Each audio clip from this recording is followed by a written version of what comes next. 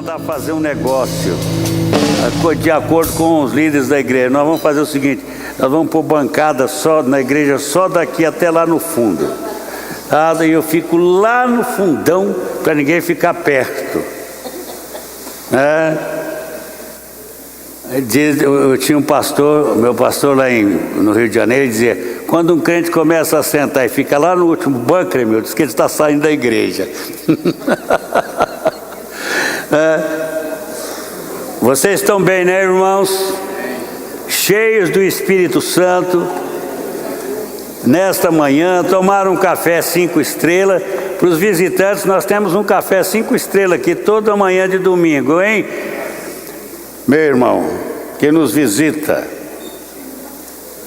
Muito bem, queridos, abram as suas Bíblias em Apocalipse capítulo 13. Essa semana eu fiquei bestificado de tanto estudar sobre besta, né? Esta é a semana das bestas. Muito bem, é o domingo das bestas. Muito bem, capítulo 13. Agora nós vamos fazer o seguinte: cada irmão vai ler um versículo do capítulo 13, mas lê em voz alta. Se você tem voz pequenina, não lê não. Deixa quem tem voz alta, grave, alta, lê, tá? Para todos ouvirem. Alex, localiza aí o capítulo 13 e vai rodando lá, juntamente conosco aqui. Muito bem, eu começo. Vi emergir, subir do mar, uma besta que tinha 10 chifres, 7 cabeças, sobre os chifres 10 diademas, e sobre as cabeças nomes de blasfêmia. E a besta que vi era semelhante ao leopardo, e os seus pés como os de urso, e a sua boca como a de leão. E o dragão deu-lhe o seu poder e o seu trono, a grande autoridade. Muito bem, 3. Então vi uma de suas cabeças como golpeada de morte, mas essa ferida mortal foi curada, e toda a terra se maravilhou seguindo a vista. 4. E adoraram o dragão porque deu a sua autoridade à besta. Também adoraram a besta, dizendo: quem é semelhante à besta? Quem pode pelejar contra ela? 5.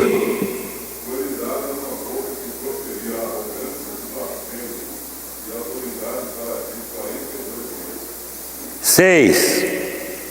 E abriu a boca em blasfêmias contra Deus, para lhe difamar o nome e difamar o tabernáculo, a saber, que habitam no céu. Foi-lhe dado também que pelejasse contra os santos e os vencesse. Deu-se-lhe ainda autoridade sobre cada tribo, povo, língua e nação. Adoraram todos que habitam sobre a terra, aqueles cujos nomes não foram escritos no livro da vida do Cordeiro, que foi morto e desde a fundação do mundo. Se alguém leu, ou se alguém leu para Deus, se alguém matar a espada, nesse caso, é o Senhor a espada. Aqui está a perseverança e a fidelidade de Deus. Vi ainda outra besta emergir na terra, possuía 2 chifres, parecendo cordeiro, mas falava como dragão. 12. Exerce toda a autoridade da primeira besta na sua presença, para que a terra e seus habitantes adorem a primeira besta, cuja ferida mortal foi curada. Também opera grandes sinais, de maneira que até fogo do céu vai descer à terra diante dos homens. 14.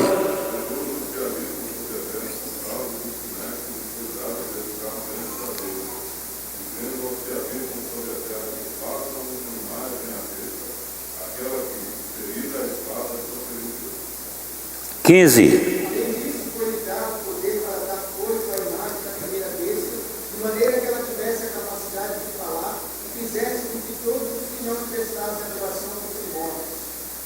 16. Para todos os pequenos, os grandes, os ricos e os pobres, os livres e os dos escravos, faz que lhe seja dada certa marca sobre a mão direita ou sobre a fronte. 17. Para que ninguém possa comprar ou vender. Pode continuar lendo todo mundo. Lê, Thaís. Para que ninguém possa comprar ou vender, senão aquele que tem a marca, o nome da besta ou o número do seu nome. 18. Aqui está a sabedoria.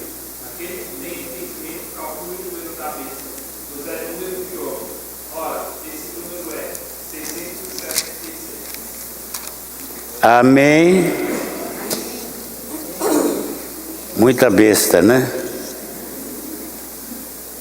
17 do capítulo 12 diz assim: irou-se o dragão contra a mulher e foi pelejar com os restantes da sua descendência, os que guardam os mandamentos de Deus e têm o testemunho de Jesus. E se pôs em pé sobre a areia do mar. Então o capítulo 12 termina falando sobre o dragão. O dragão é o chefe das bestas, certo? O dragão é o próprio Satanás. O capítulo 13 é ainda parte do intervalo entre as 7 trombetas e os 7 selos que já vimos.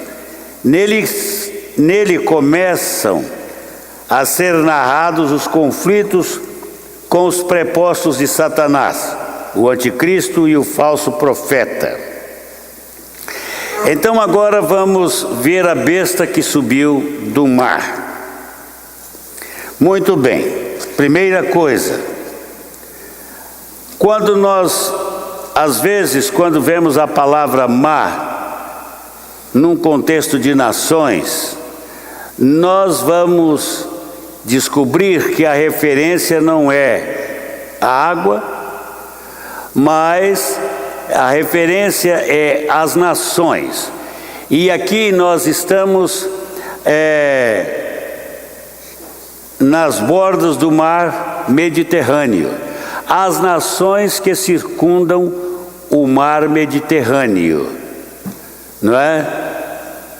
Temos os países árabes, próprio Jerusalém, o próprio Israel, eles circundam o mar. Quando fala terra, a besta que sai da terra, essa já sai mesmo da terra, mais de um determinado lugar, nós vamos ver lá. Então aqui a besta é a que saiu do mar. O que significa isso? Significa que o poder que esta besta tem, que é o anticristo, ele está ligado às coisas aqui da terra. Ele é um poder aqui de baixo, ele não é o poder que vem de cima. E há uma visão de que Satanás habita no mar também, e que é do mar, é das nações que cercam o mar Mediterrâneo, que é o mar focado aqui. São as nações que estão com o anticristo, inicialmente, no seu início de governo. Quando será o início do governo do anticristo? Segundo Paulo em Tessalonicenses, o início da 70ª semana vai começar com a saída da igreja da história. Porque creem algumas autoridades que para que o anticristo se manifeste no seu poder, precisa sair da terra o poder que o detém. Há um poder que está detendo o anticristo.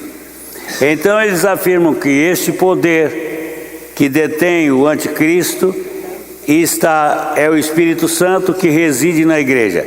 Então o Espírito e a igreja detêm a manifestação do anticristo. E para eles se manifestar é necessário que o que o detém segundo alguns, é o próprio Espírito Santo que está na igreja. E se a igreja não sair, o Espírito Santo não pode sair, então a igreja tem que ser arrebatada para que o Espírito Santo então saia da sua ação total na história. A história chegará ao momento que ela não vai ter mais a ação total então do Espírito Santo. O anticristo vai se manifestar no início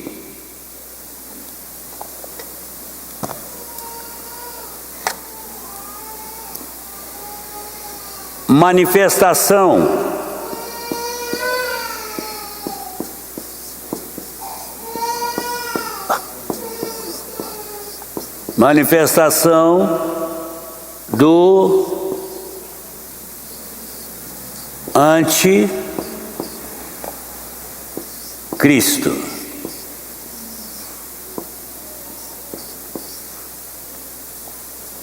Início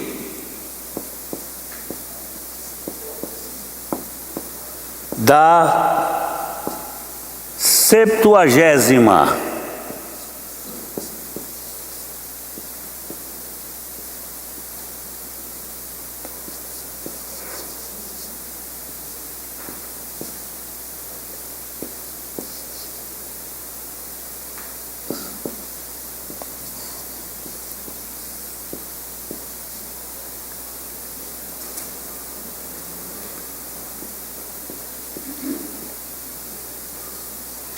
semana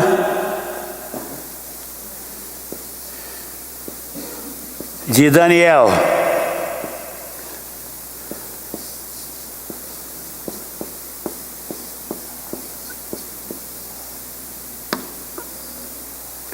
A 70ª semana de Daniel está solta das outras 69 semanas há mais de 2000 anos. Então, ela é a semana final da história do homem na Terra. É o final do sistema de governo humano, que vai terminar com o anticristo, que é um híbrido. Não é? O anticristo é um líder sob o poder de Satanás, e ele vai ser o Cristo do Satanás, o anticristo. Mas ele não se chama anticristo não, gente? Ele não se vê como tal. Então, no início desta semana, ele vai surgir na história como Salvador, como Salvador do mundo,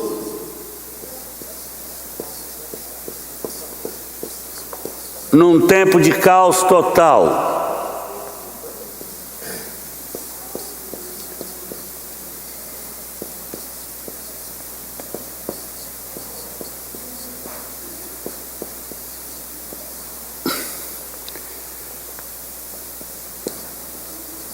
Ele vai surgir como uma resposta às necessidades de um momento terrível da história.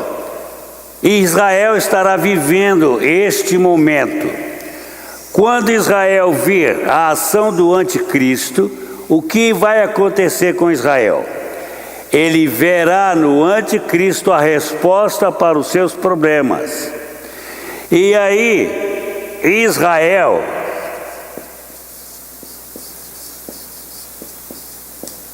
nesse início fará aliança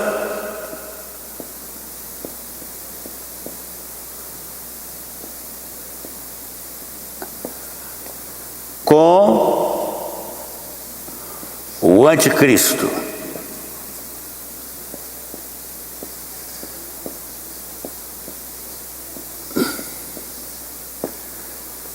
Muito bem, fará uma aliança, vai se submeter ao seu governo absolutamente. E então, neste tempo, nesse início de 3 anos e meio aqui, 3 anos e meio da 70ª semana, o anticristo, fazendo esta aliança, vai trazer Israel para ele, e neste tempo o templo já estará sendo construído, porque o único que vai ter poder cacife de todas as nações árabes, porque ele vai mandar, ele vai ter todo o poder de Satanás, e essas nações estão sob o governo de Satanás. Essas nações vão conceder a ele o lugar do templo, e ele precisa do templo. Então eu creio que o templo vai ser construído neste início de 70ª semana. Por quê? Porque ele precisa do templo para se mostrar, para entrar no templo e exigir adoração. Ele vai outra vez profanar o templo durante os 3 anos e meio, até o finalzinho. Ele vai permitir que os judeus adorem no templo. Depois disso, ele vai entrar no templo, vai oferecer os seus próprios sacrifícios e vai por ídolo no templo, o seu ídolo. Ele vai querer ser Deus. Ele vai exigir adoração. E ele vai se levantar contra todo tipo de Deus no princípiozinho do fim da 70ª semana. Nos últimos 3 anos e meio, aí a coisa vai ficar roxa, porque ele vai exigir adoração. Ele vai entrar no templo como se fora Deus, nem sumo sacerdote não, como se Deus fora. E vai exigir adoração do mundo inteiro. E ele tem 2 promotores para isso, que é o dragão e o falso profeta. O falso profeta será a boca do anticristo. Ele é que vai chamar os homens à adoração. Ele será um profeta milagreiro, milagroso. Ele vai fazer milagres. Quem dará vida à besta que foi ferida? Quem foi ferido? O anticristo, não é? Como é esta ferida? Não sabemos, não é? Então ele vai devolver vida.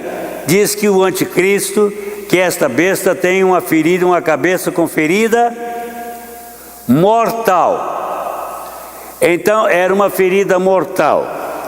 O falso profeta vai curar esta ferida, e a besta vai ser tida como ressuscitada. Então Deus permitirá que haja uma falsificação da ressurreição de Cristo.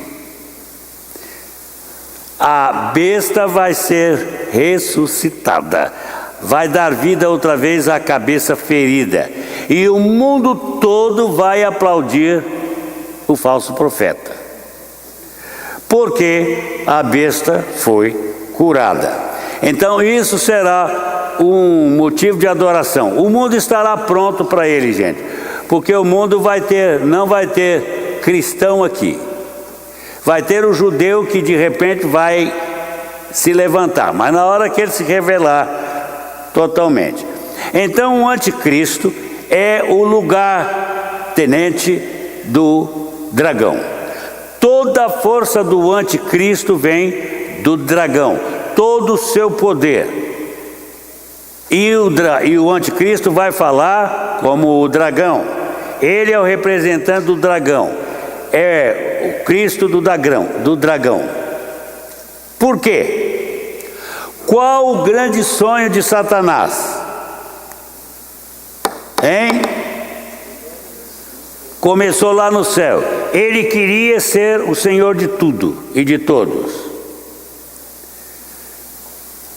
Imagine, irmãos, como nós devemos estar preocupados em viver intensamente a vida de Cristo. Satanás era o quê? Foi criado como sinete de perfeição. Ele, no contexto da criação, foi a obra-prima de Deus em termos de beleza, de pureza, porque ele era responsável pelo louvor dos céus. Tá vendo, Bruno? Líder de louvor tem que ter muito cuidado, porque é um dos mais tentados da igreja. Portanto, Bruno fica muito feio. Não fica bonito, não. Por quê, irmãos? O louvor a adoração que ele ministrava a Deus, ele queria para ele. O coro que ele regia, que cantava para a glória de Deus, ele queria que cantasse para ele. E ele foi forjado para ser músico. Diz que os seus instrumentos, seus tambores, foram criados com ele. Ele foi um ser forjado, criado para a música. É por isso que vocês têm uma música tão agitada no mundo hoje, né? Eu estava vendo o Rock in Rio, mas que coisa de louco, aquilo é coisa de louco. Ali todo mundo está possesso. Droga correndo, uísque correndo, e a turma celebrando aqueles pobres homens e mulheres que cantam lá na frente, que estão sob o poder dele. E ele é um músico tremendo. O inferno tem que fazer barulho. Por isso que a igreja tem que ter um barulho comedido.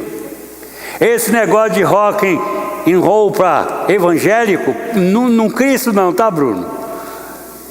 Porque isso não tem jeito. Se criar, vai ser o desespero da igreja. Você não vai ver nenhuma pessoa mais, assim, com senso de serenidade, que vai entrar numa igreja mais, porque o barulho será o Davi, quando era pequeno, que está mais, mas pai, essa gente faz muito barulho. Ele queria dormir e a turma fazia barulho na igreja cantando, e ia dizer, mas eles não me deixam dormir. Um pecando por dormir, o outro pecando por fazer barulho. Mas então ele é um músico por excelência. Foi criado para isso, porque ele queria ser adorado. É o sonho dele. O sonho dele é ter o poder absoluto. E nada corrompe mais do que o poder absoluto. Tadinho do Lula. Se tornou um corrupto e um corruptor de alto nível, que corrompe todo mundo. Todo mundo que está com ele. E ele alimenta isso nas pessoas. Por quê? Porque é corrupto e corruptor. Sede de poder. O Lulinha é morto de sede de poder. Ele quer ter poder. Ele quer ser o máximo. Graças a Deus que ele não estudou. Senão seria um problema. Porque um homem assim estudado, ele se torna um grande risco para o mundo. É o caso do anticristo. Ele foi criado para ser poderoso. E o que ele quer? É o governo do mundo. E ele tudo fará para ter esse governo. Satanás vai trabalhar para ele ter o poder. E ele já concedeu o trono para ele, já deu poder para ele, já deu todo o seu apoio. Ele é absolutamente o apoiado de Satanás. E ele tem sede de poder. E uma coisa, e não respeita limites. Ele impõe a sua autoridade, ou vai ou racha. Ele não respeita ninguém, não respeita mulheres, não respeita meninos, homens, ele não respeita ninguém, nem a Deus. Ele quer poder. E isso é perigoso. É perigoso no ministério, é perigoso no evangelismo. Os grandes evangelistas, onde estão os grandes evangelistas, os televangelistas? Até hoje houve um que não teve problema, Rex Humbard. Todos os outros americanos tiveram problema. Uns foram presos antes. Alguns são alvo de exame da polícia, dadas as riquezas que vão adquirindo. Eles vendem a alma a Mamon. perdem a perspectiva, se tornam ricos, poderosos. E quando o homem se torna poderoso, ele comete todos os desatinos de pecado que você possa imaginar no mundo. Ele perde respeito pela sua família, ele perde respeito pela moral normal dos outros. E o anticristo é esse homem. Ele surge para conquistar o mundo para Satanás, não é?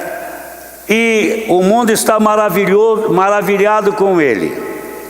Primeira coisa, o anticristo vai ser um sujeito com inteligência absoluta, sabedoria tremenda. Ele vai decifrar enigmas. Ele vai ser um político fino e sagaz e que vai trazer solução. Ele vai fascinar as pessoas. Ele não será um homem feio também não.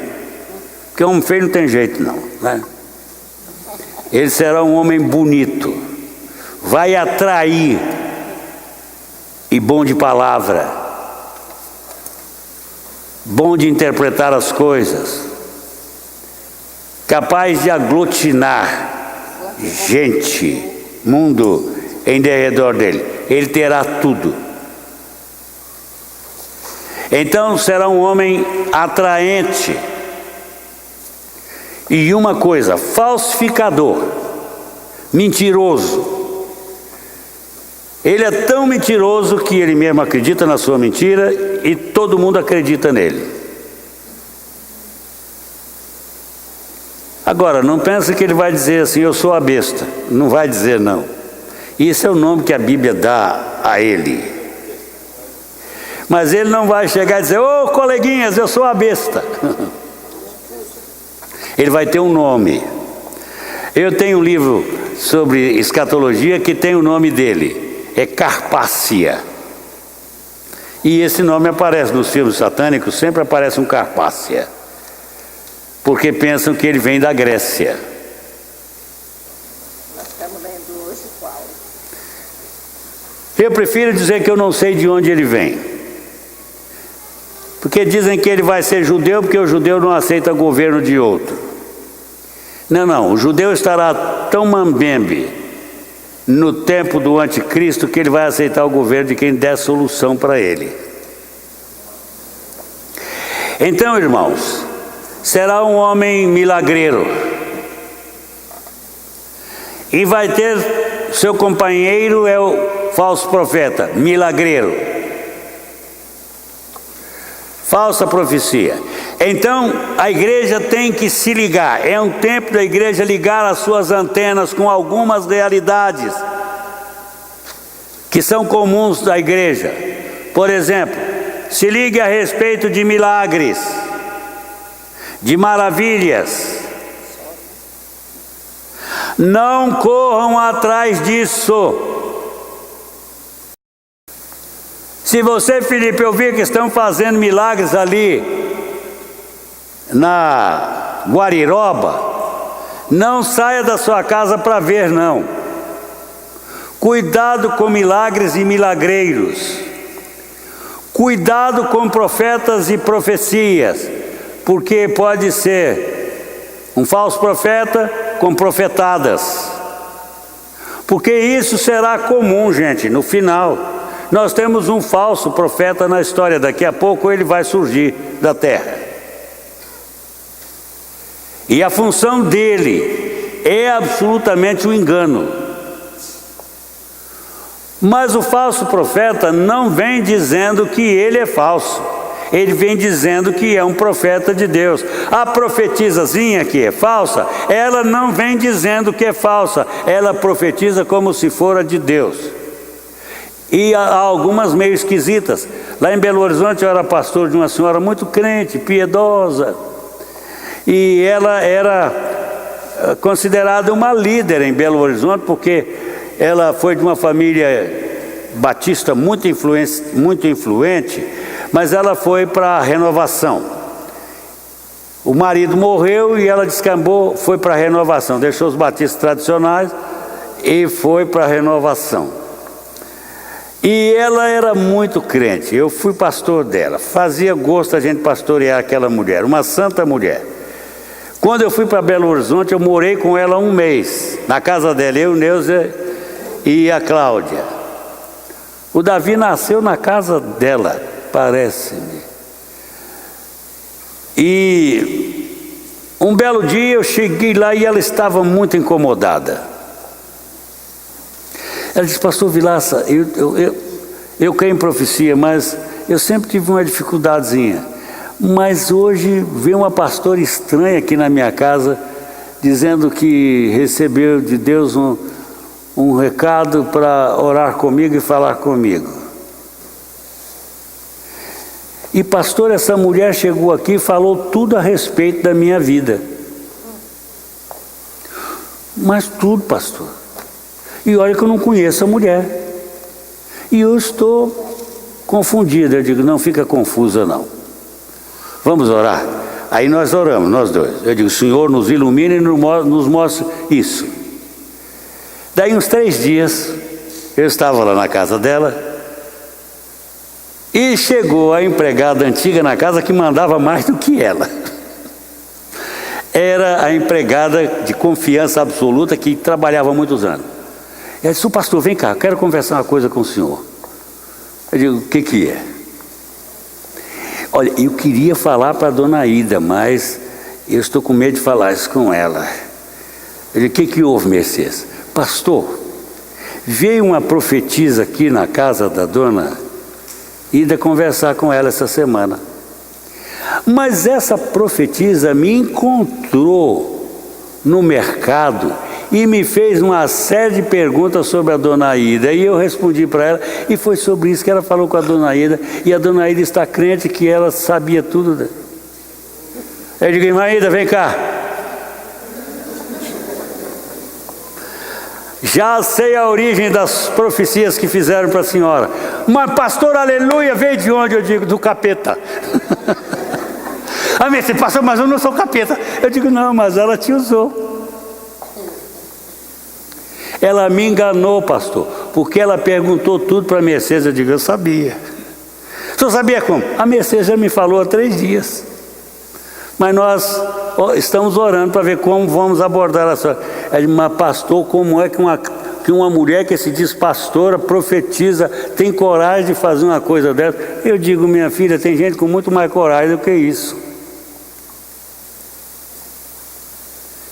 Minha gente, se vocês souberem o que eu já passei com profetisas e profetas, vocês nem imaginem. Em Belo Horizonte,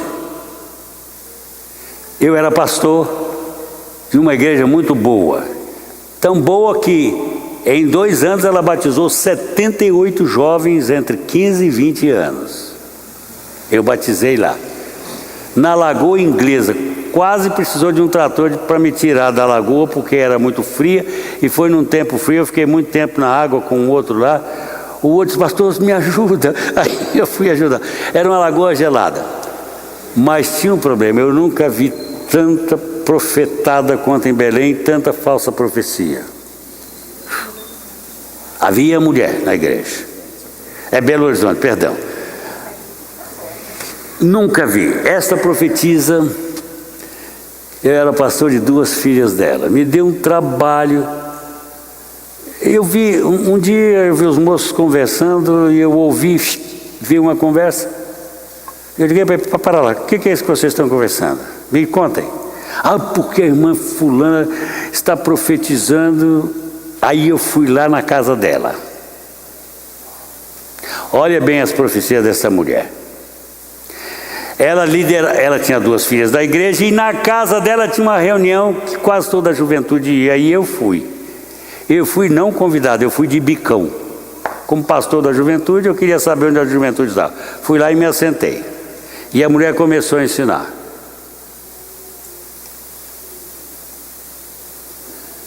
Não foi esse dia que ela ensinou a heresia, que foi uma coisa horrível. Ela estava ensinando, ela estava profetizando para os jovens. Olha a palavra dela: Deus me deu uma palavra e uma visão. Que nós devemos nos casar entre nós. Casamento espiritual.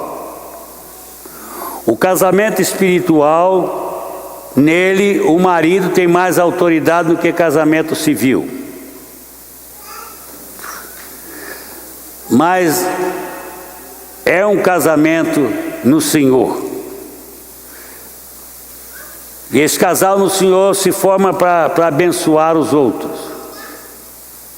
Muito bem, palavra dela.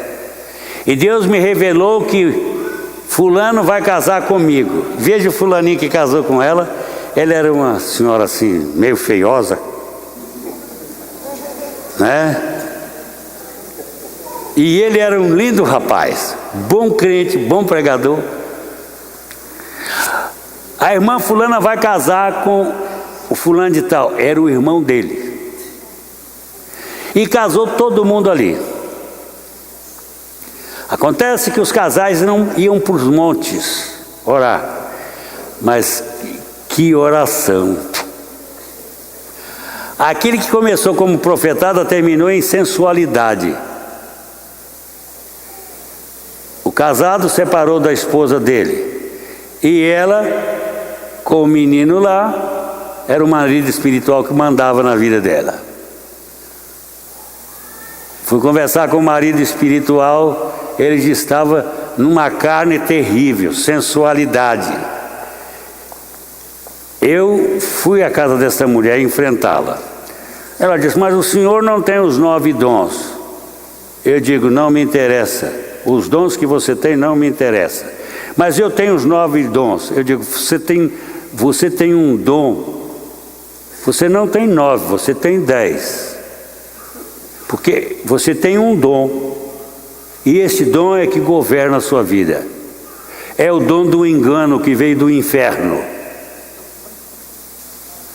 E a senhora, por favor, não me entre na igreja mais, e os meus jovens não virão aqui. E todos que desrespeitar serão excluídos da igreja.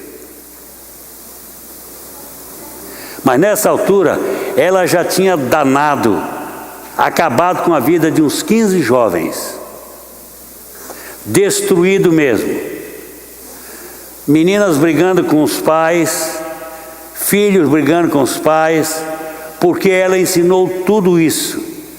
Disse que não respeitassem pais não crentes, que a mulher não crente não dormisse com o marido incrédulo.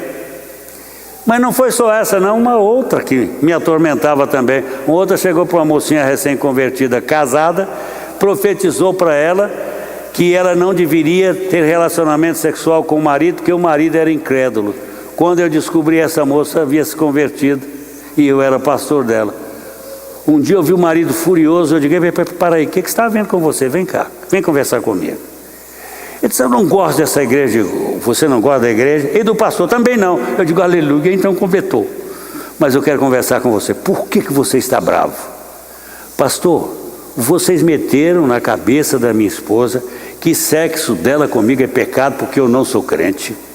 E ele era um moço de 28 anos e ela de 26 anos, com 2 filhinhos. E pastor, a coisa lá em casa está feia. Eu digo, por quê? Porque ela disse que a profetisa disse para ela para não ser minha esposa mais, não se relacionar comigo, porque eu não sou crente. Pastor, de onde isso veio? Isso veio do inferno, não foi de mim. E eu você permite que eu converse com a sua esposa? Permito. Aí fui com a mulher dele. Eu digo, onde você tirou isso? Ah, fui a profetisa lá do Morro do Papagaio. Eu digo, do papagaio, não é do periquito, não. A profetisa do Morro do Papagaio, ela que me falou isso.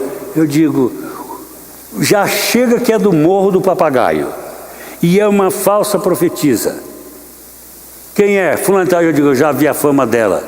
Você estragando a sua família por uma palavra daquela mulher, eu já não lhe disse que não procurasse estas falsas profecias e que não orasse com ninguém que impusesse a mão na sua cabeça, ministrando poder e dom para a sua vida?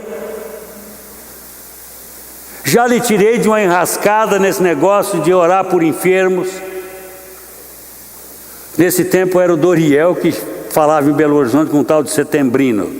E eles vendiam um óleo bento e um paninho. E diziam para a turma: esse óleo, se você usar, cura qualquer enfermidade. E lá tinha um menininho paraplégico, praticamente. Era aluno dela, as pernas muito envergadas, que não suportavam quase o peso dele. E ela orou para o menino ser curado, e o menino não foi curado. E isso deu um problema na família. E ela estava desesperada, e eu fui lá ajudar. Eu digo: eu já não disse a você para não correr atrás disso? Mas pastor, o que está vendo? Eu digo: está vendo é que seu marido está irado com você e vai deixá-la. Ela diz: mas ela, a profetisa, disse que eu não dormisse mais com ele. Eu digo: como é que você pega um homem novo daquele, casado com ele, e me diz uma desgraça desse para ele? Você está desgraçando a vida desse moço, moça. Olha, ou você deixa isso, eu vou pedir a sua exclusão da igreja. Não, pelo amor de Deus, não me exclui não, eu vou deixar. Eu digo: e por favor, venha comigo. Assentei com ela e mostrei na Bíblia. E ensinei para ela, e eu disse: olha, você está vendo, não é pecado seu relacionamento com ele, e você deve abençoá-lo, você pertence a ele, ele pertence a você. E você, como mulher cristã, tem que conquistá-lo para Cristo, mas não é desta maneira. Você está pecando contra o seu marido, contra a sua casa. Pastor, me perdoa. Eu digo: você está perdoada, mas acerta lá com o seu marido. 5 dias depois ele veio: ô pastor, muito obrigado, o senhor é um homem de Deus mesmo.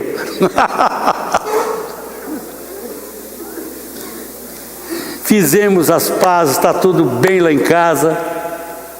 Daí uns dias outra surra nela. Ela confiou numa mulher que orou e disse para ela que ela tinha dons, e ela começou a falar línguas e não parou mais. Falava língua dia e noite, e a mulher ficou numa situação que ela desmaiou no banheiro. Precisaram arrombar o banheiro para tirá-la de lá, e ela ficou desesperada. E aí descobriu que era Satanás, porque houve uma ordem para ela comprar uma passagem para ir ser missionária em Londres. E ela disse: como é que eu vou para Londres se eu não tenho dinheiro? Tem sim, você tem dinheiro na carteira. E ela foi lá, apanhou a carteira e disse: está vendo, eu não tenho dinheiro. Não, isso foi para provar a sua fé. Ela disse: não, é que você não é o Espírito de Deus, você é o Espírito do diabo. Sai em nome de Jesus. Imediatamente mandou o marido me chamar. Ela disse: pastor, me perdoe, entrei outra vez numa enrascada. Eu digo: eu estou vendo. E Romeu disse: foi até ela amadurecer espiritualmente. Amadureceu. Aí quando ela amadureceu, o marido se converteu. E hoje é um líder da igreja. E ela foi dar o testemunho dela lá na frente. Ela diz: meus irmãos, eu vim aqui porque eu devo isso à igreja. Eu me levantei contra o pastor da igreja achando que ele não era um homem ungido e nem tinha o Espírito Santo. Mas agora eu descobri que a questão não é dele, é dos outros. Então, irmãos, o falso profeta. Agora, imagine quando isso se manifestar na sua totalidade. Agora nós temos muito anticristo no mundo. Atenção, um anticristo é aquele que fala contra Cristo, que rejeita a encarnação do Verbo, que rejeita Jesus como Deus homem. Este é o anticristo. Fala contra Jesus. Usa a Bíblia para fins próprios. Então, irmãos, a chegada do falso profeta vai ser uma confusão muito maior do que a que nós temos hoje. E nós temos que nos preparar, porque o mundo já está sendo preparado para a vinda do anticristo e do falso profeta definitivamente. Aí diz assim: mas sou abençoado que você é arrebatado. Para lá. Mas não pense que você pode viver relaxadamente, porque há uma palavra, uma promessa de Paulo, que com a retirada do Espírito Santo e da igreja, com que a igreja precisa ser retirada, porque senão o Espírito Santo não sai do mundo. Então nós cremos no arrebatamento. Mas não teremos tribulação? Teremos sim. Gente, já estamos tendo. Já estamos vendo a igreja ser trabalhada por espíritos malignos de engano. E esses são os espíritos mais comuns que invadem a igreja. E quando eles vêm, eles arrastam tudo. Eu estava no seminário. Chegou um professor muito falastrão lá no seminário, intelectual, e começou a ensinar teologia contemporânea e os teólogos mais pesados da teologia contemporânea. E ele fez uma coisa: ele tentou arrebanhar o máximo de alunos que podia, mas aqueles que ele julgava ser os mais inteligentes, ele separava de um modo especial. E ele começou a trabalhar, pois durante os 3 anos que ele ficou no seminário, eu estava fazendo o meu 3º ano, ele arrebanhou os melhores, os mais inteligentes entre os alunos e levou todos à perdição. Todos eles. Nenhum dos alunos que andaram com aquele homem e sofreram a influência dele se tornou pastor. Se tornaram meros intelectuais, racionalistas cristãos, que acaba às vezes no ateísmo. Tinha um que blasfemava abertamente. Esse moço sofreu terrivelmente. Ele ficou paraplégico até que se arrependesse, mas continuou paraplégico. E muitos alunos foram enfraquecidos por isso. Eu quase entrei na onda. Foi neste tempo que eu pus a minha mala em cima da cama e comecei a arrumá-la para ir embora do seminário, porque eu estava abrindo mão da Bíblia como palavra de Deus. Eu fiz uma mistura entre racionalismo e cristianismo, entre intelectualismo e cristianismo. Este não é o melhor texto. E juntou-se com os professores que dizem que alguns textos da Bíblia não estão no melhor texto. Meu professor do Novo Testamento um dia saiu com uma besteira lá. Neste dia eu disse: olha, se isto é verdade, então eu não confio em nada na Bíblia. Se o que você está falando, professor, é isto, eu não acredito em nada, porque tudo é mesclado. Porque este texto de Marcos 16, de 9 em diante, não estão nos melhores manuscritos, eles, mas estão na Bíblia.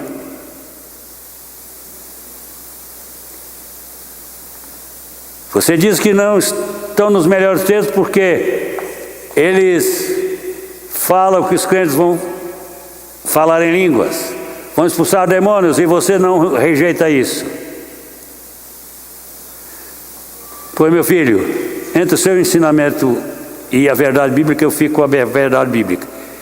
E uma coisa: se eu tiver que responder perguntas a esse respeito, de acordo com o seu ensinamento, eu não vou passar na sua matéria, porque eu não vou responder.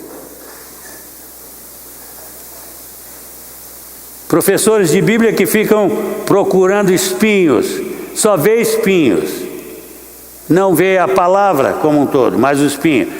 Não vê a palavra no seu poder, na sua unção. E quando alguém ensina assim, foge dele.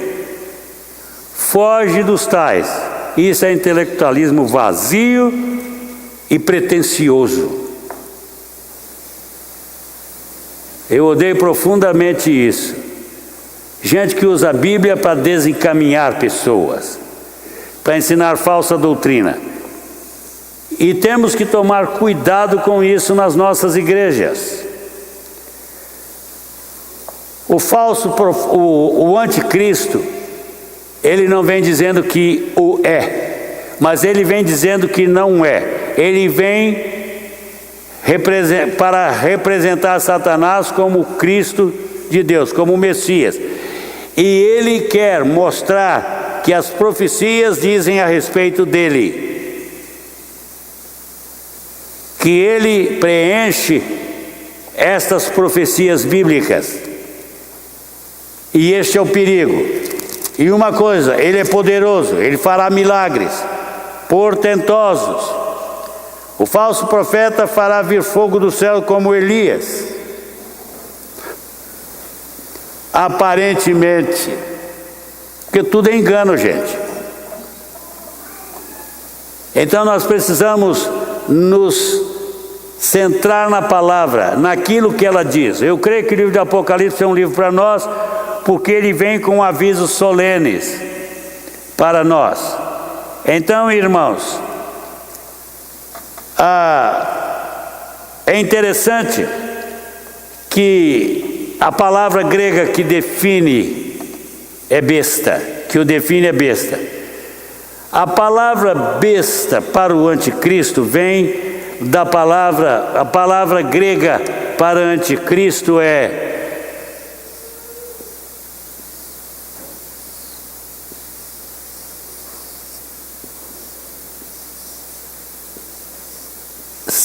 Therion, em grego.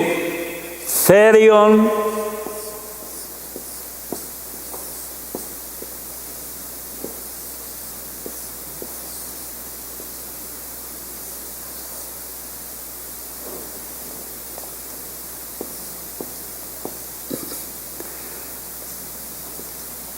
Therion é uma palavra aplicada a uma besta, um animal feroz, a um animal que não se deixa amansar. Mas não é só isso, queridos. O Therion, ele significa, a palavra era usada na literatura grega e helenista para indicar animais perigosos.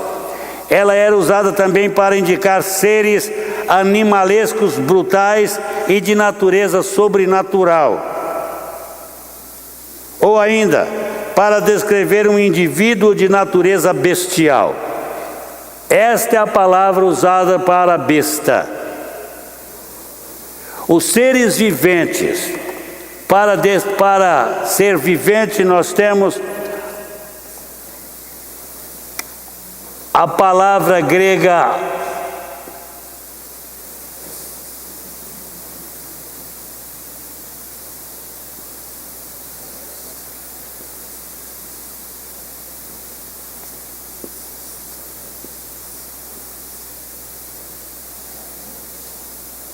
zoon,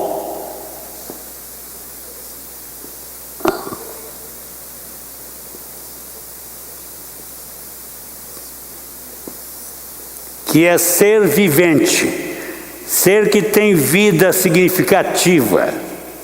Os 4 seres viventes são chamados de zoon, mas as bestas, Therion. Falso profeta e anticristo, o termo é Therion. Descreve um ser de natureza bestial, mas envolvendo o sobrenatural. Não é?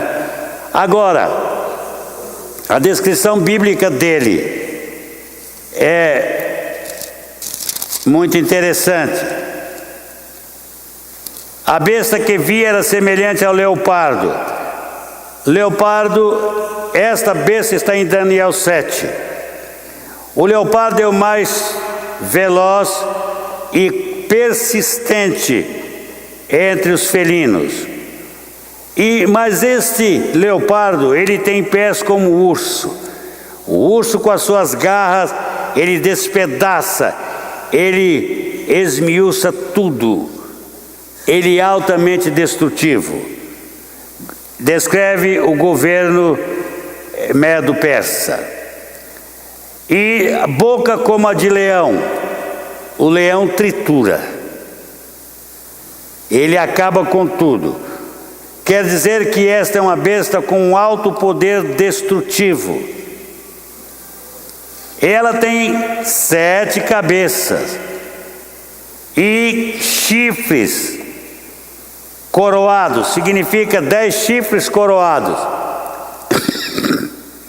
Significa que tem 10 reis, 10 nações, que ele governa inicialmente sobre elas. Mas este governo do anticristo, ele vai se transformar em governo mundial. O mundo inteiro vai sentir o impacto do seu governo, não é? E ele vai governar o mundo sob a autoridade de Satanás. Este é o grande sonho de Satanás, governo do mundo. Começou no céu, no Éden. Ele atuou para conquistar o mundo que fora dado para a administração do homem. Ele conquistou e ele queria agora conquistar o restante onde? Onde ele tentou outra vez conquistar o restante?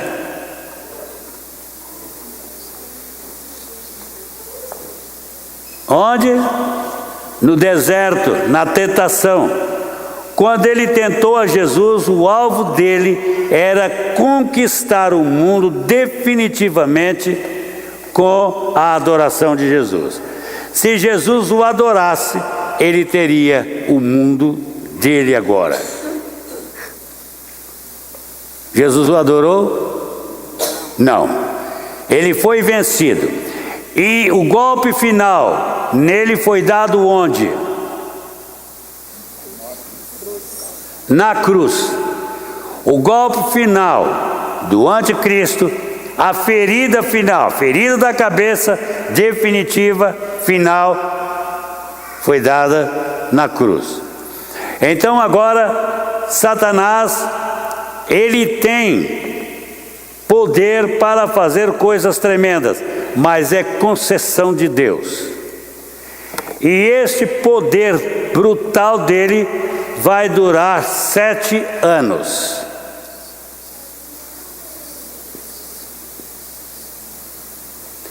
Olha, ele vai ter o poder para destruir Jerusalém totalmente.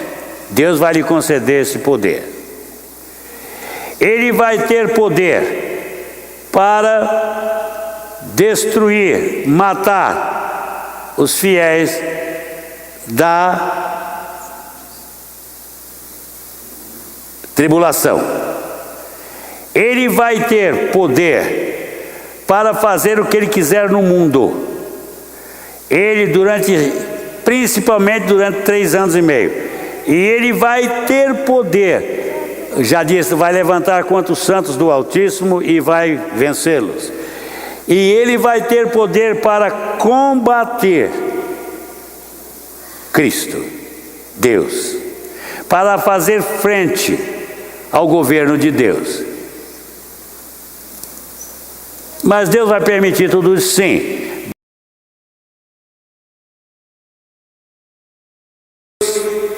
Vai permitir que todos saibam quem é Satanás definitivamente.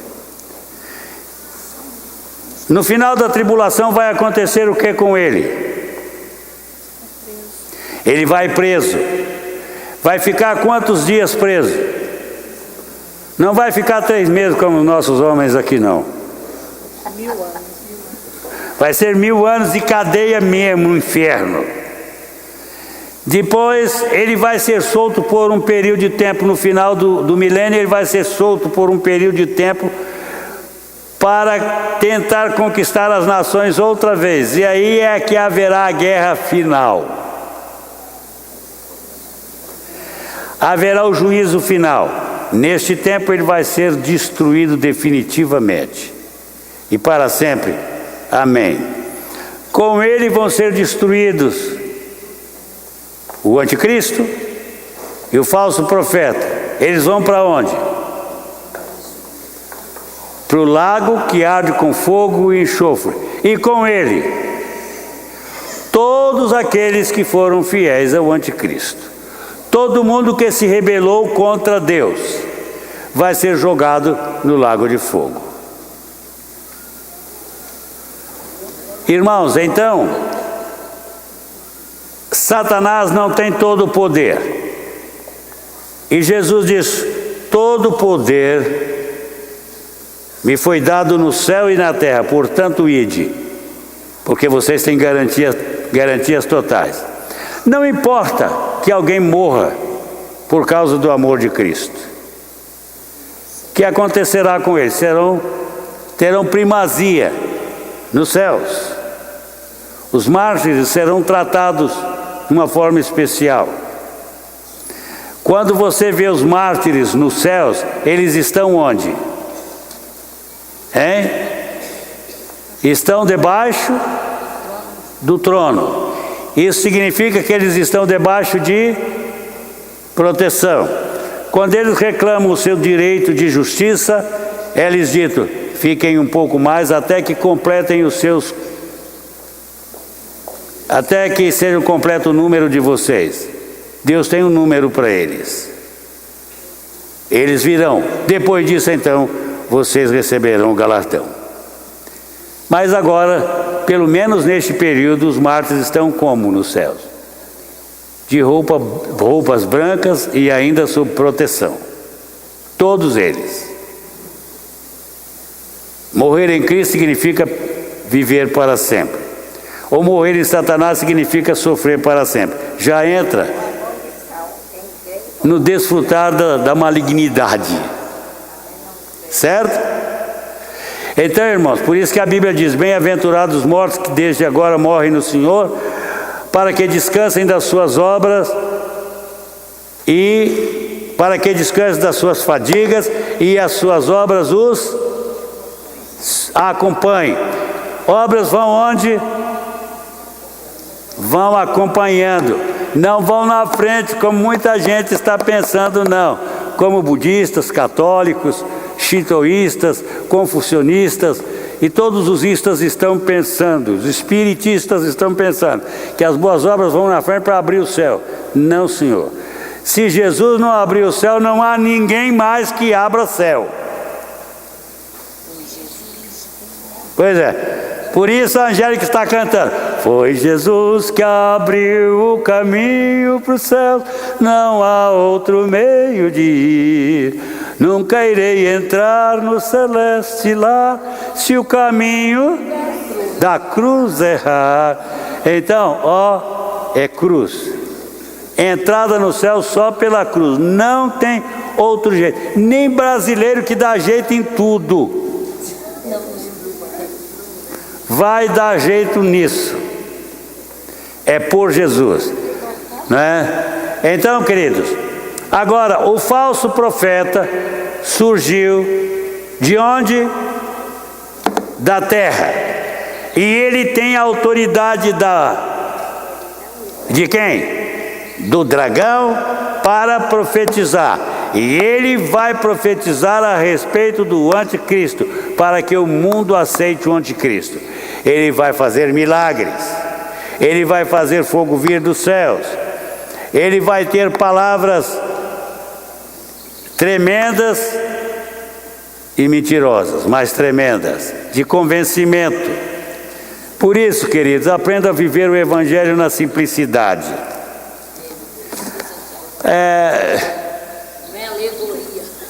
Não alegoria, não argumentação. O Evangelho é simples, é para criança.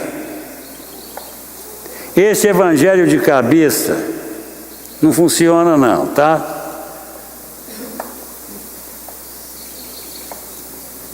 Esta semana, conversando com a minha esposa, porque nós conversamos, tá?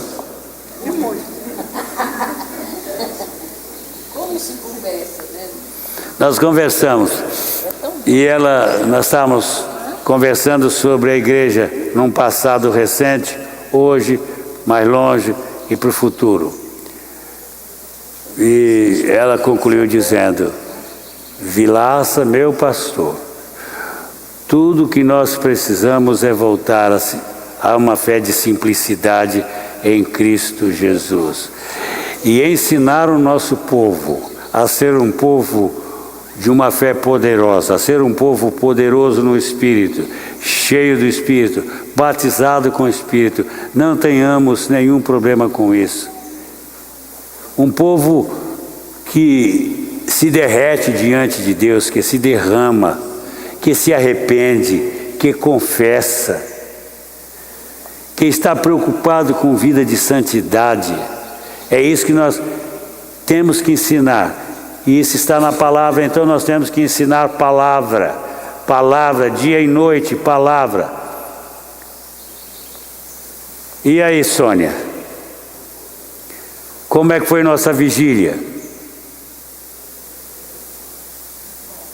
Foi boa a vigília, foi ótima, não é? A turma ficou tão embevecida que sobrou o lanche aí, ó.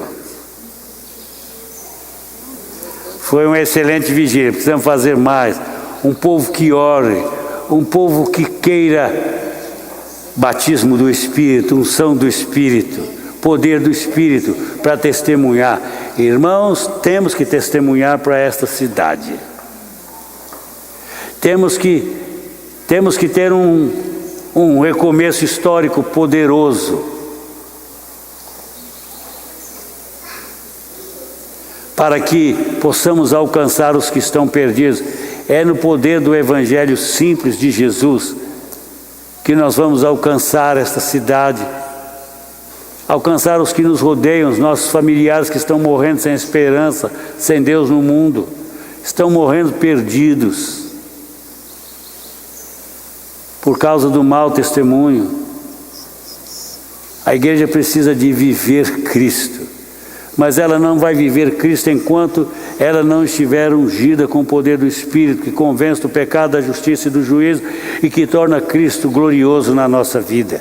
Esse é o ministério do Espírito Santo. O falso profeta é o imitador dele.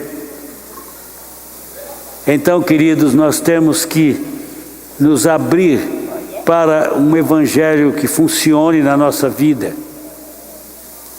que esteja desenvolvendo a nossa esperança, firmando a nossa fé, restabelecendo-nos no Monte Santo, tornar-nos crentes desejosos de Deus, de imitar a Cristo, de ser como Ele é, sonhar com isso.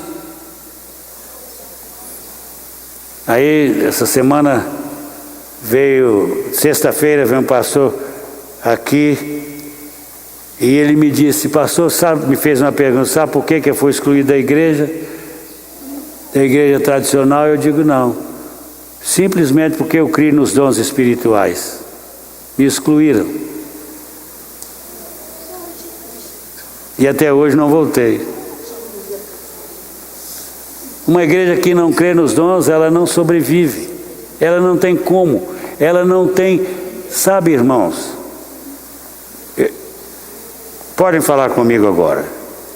Uma igreja onde os crentes não funcionam, ajudando, investindo, discipulando, alimentando uns aos outros na fé, uma igreja dessa prospera. E o que é que nos permite ser alimentadores dos outros? Os dons.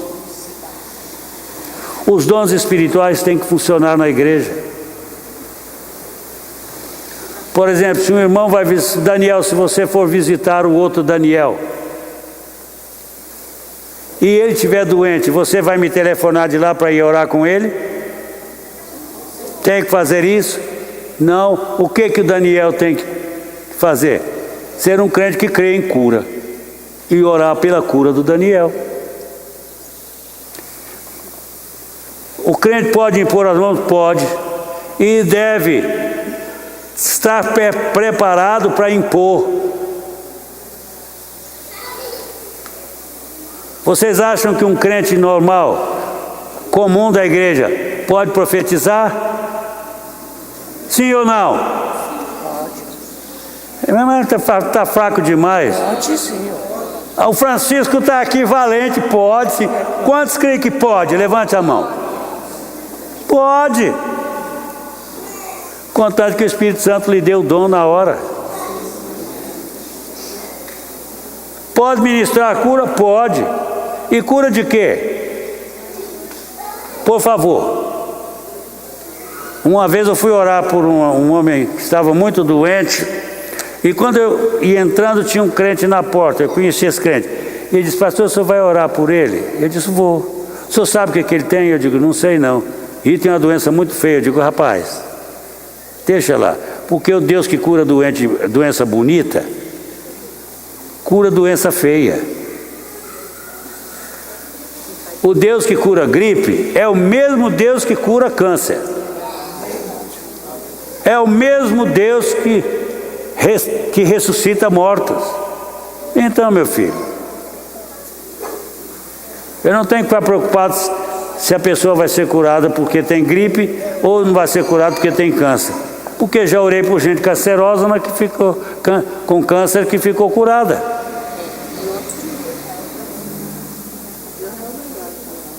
Então, temos que viver o evangelho simples de poder. E evangelho que tem poder até de trazer cura para a terra também. Se vocês lerem a história de países que tiveram muitos salvos, vocês vão ver que a terra deles foi sarada por causa do evangelho. Vá lá para o Líbano com o evangelhozinho de evangélico, para você ver o que vai acontecer. Os que não morrerem matados, morrerão de medo, porque exige um testemunho de poder. Irmão Abner logo vai dar o testemunho dele. Está vendo, Valdemir? Vou dar um tempinho para ele dar um testemunho dele lá no Líbano. Precisando de homens de Deus. Quem é que nós vamos enviar? O homem de Deus. Aleluia, pastora Neuza, com a palavra.